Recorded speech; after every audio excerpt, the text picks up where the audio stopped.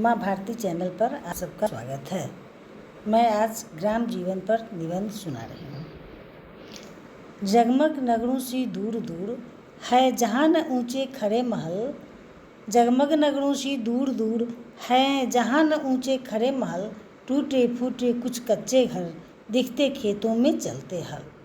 पुरई व पालों खपरेलों में, रहीमा रमुआ की नावों में, है अपना हिंदुस्तान कहाँ, वह बसा हमारे गाँवों में।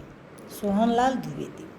किसी महानगर में चले जाएं तो आकाश को चूमने वाली अट्टालिकाएं शैतान की आंत की तरह डरावनी भयावनी मालूम पड़ती है। शेषनाग ने करवट बदली, भूकंप का हल्का झटका लगा और हजारों की जान पर आफत आई। किंतु गांव में आकर देखें, छोटे छोटे फूस और मिट्टी के घर कितने निरापद हैं। लगता है बालक विधाता ने अपनी क्रीड़ा के लिए मनपसंद घरौंदे बनाए हैं। मानव की पृथ्वी पुत्र कहलाने की सार्थकता कहाँ, यदि वह पृथ्वी की गोद में चिपका न रहे। आज का मानव भले ही गगनचारी हो जाए, वह गगन निवासिनी भले ही हो जाए, किंतु मूल से संबंध विच्छेद कर उसकी दशा अमरलती की तरह हो जाएगी। अपनी गंगोतरी से विच्युत होकर उसकी जीवन धारा ही सूख जाएगी, इसमें संदेह नहीं। गाँव में किसी ओर निकल जाएं, लगेगा प्रकृति रानी 16 श्रृंगार कर निकल पड़ी हैं। खेतों में दूर दूर तक उसका रेशमी दुपट्टा बिखरा हुआ है, जिसमें सूर्य की सुनहरी किरणें गोटे से जड़ दी गई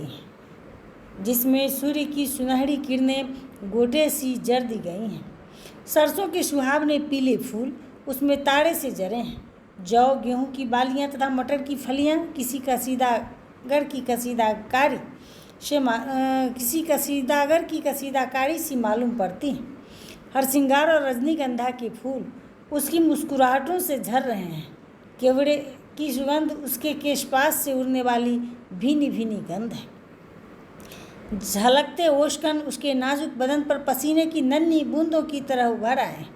सुमित्रानंदन पंत ने अपनी ग्राम श्री कविता में ग्राम जीवन की इस नैसर्गिक सुंदरता का बड़ा सटीक वर्णन किया है।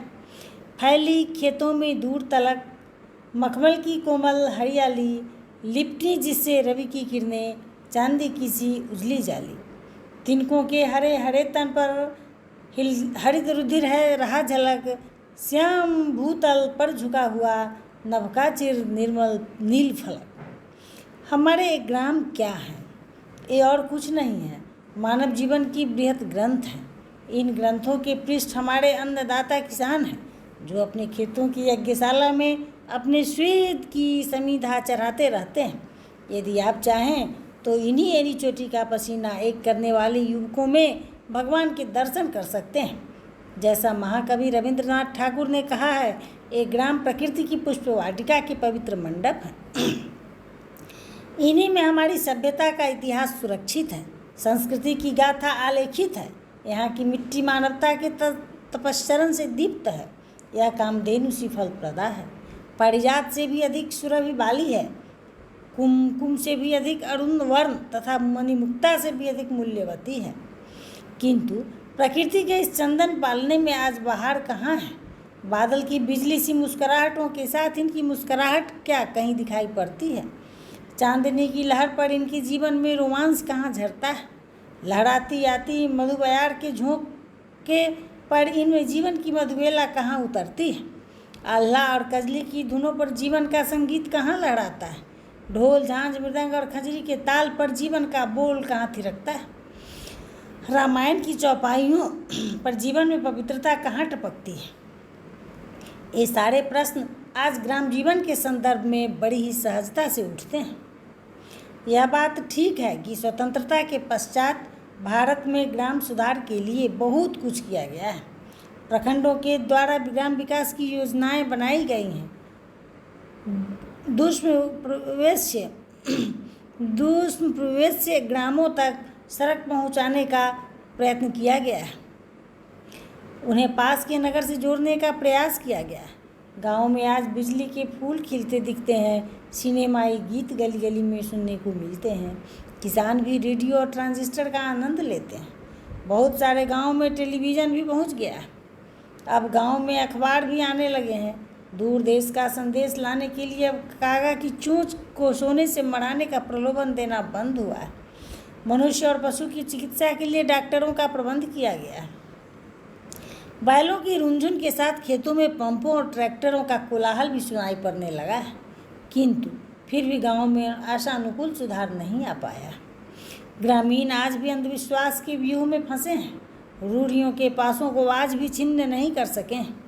आपसी वैमनस्य इन्हें दिन ब दिन तोड़ता जा रहा है। फूट और कलह, द्वेष और ईर्ष्या के कारण मारपीट मामूली बात है। इनका समय अब निंदा या कचहरियों में अधिक बीतने लगा है। अशिक्षा की राक्षसी से इन्हें मुक्ति नहीं मिल पाई।